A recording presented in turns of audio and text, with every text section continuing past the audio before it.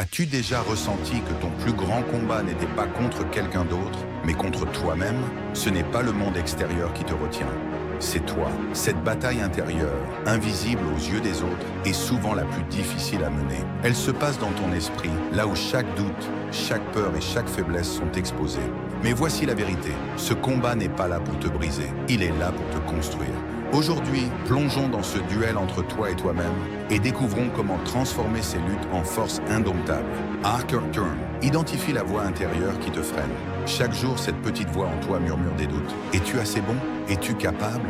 Cette voix amplifie tes échecs passés et diminue tes réussites. Pourtant, cette voix n'est qu'un reflet de tes insécurités et non de ta véritable valeur. Comme Marc Aurèle l'a dit, notre vie est ce que nos pensées en font. En identifiant cette voix, tu peux commencer à la comprendre et surtout à la défier. La clé est de réaliser que tu n'es pas tes pensées négatives. Elles ne te définissent pas. 2. Comprends que l'échec est une étape, pas une fin. L'échec est souvent vu comme une fin, mais les stoïciens nous enseignent qu'il est un simple détour sur le chemin du succès. Sénèque disait « L'échec est la base du succès ». Chaque fois que tu tombes, tu as une opportunité, apprendre et grandir. Les grands leaders et innovateurs du monde, comme Thomas Edison ou Oprah Winfrey, ont tous transformé leurs échecs en tremplin. Alors, au lieu de laisser un revers te paralyser, utilise-le pour bâtir une version encore plus forte de toi-même.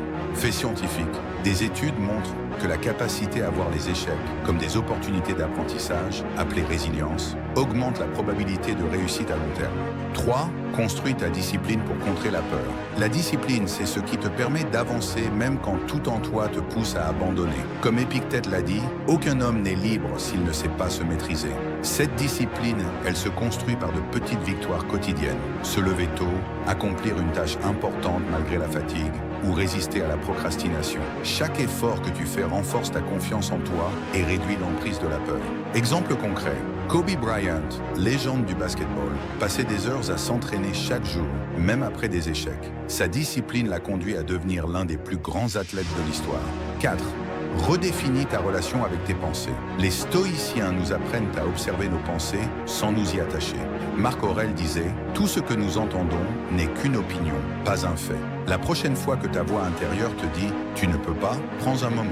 Demande-toi, est-ce réellement vrai? Souvent, cette pensée est basée sur des peurs irrationnelles ou des expériences passées qui n'ont rien à voir avec ta réalité actuelle. En prenant du recul, tu peux désarmer ces pensées et regagner le contrôle.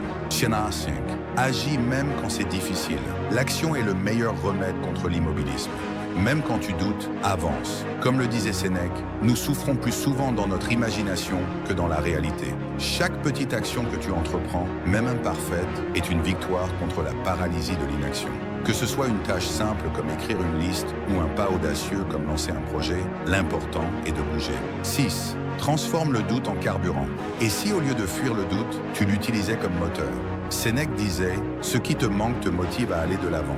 Chaque doute, chaque peur est une opportunité de te prouver que tu es capable de plus. À chaque fois que tu ressens cette petite voix te dire « Tu vas échouer », réponds-lui par une action. Fait scientifique, les neurosciences montrent que l'action face à la peur active des circuits neuronaux qui renforcent la confiance en soi sur le long terme. 7. Visualise ta victoire. Le pouvoir de la visualisation est immense. Imagine-toi ayant atteint ton objectif.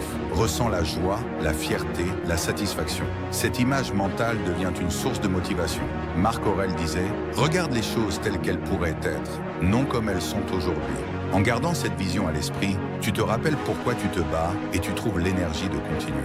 8. Crée un environnement qui te soutient. Tu es influencé par ce qui t'entoure, les personnes, les lieux, même tes outils.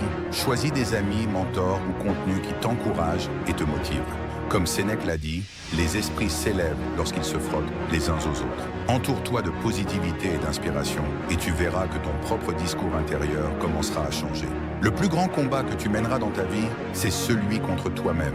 Mais rappelle-toi, ce n'est pas un combat pour te détruire, mais pour te transformer. Chaque petit pas, chaque victoire, chaque choix de te relever te rapproche de la personne que tu es censé devenir. Alors, aujourd'hui, fais ce choix. Ne laisse pas ta voix intérieure dicter ta vie. Conquiers-la. Et si cette vidéo t'a inspiré, partage ton expérience dans les commentaires, abonne-toi et continue de grandir avec nous. Parce qu'au fond, tu es capable de beaucoup plus que ce que tu imagines.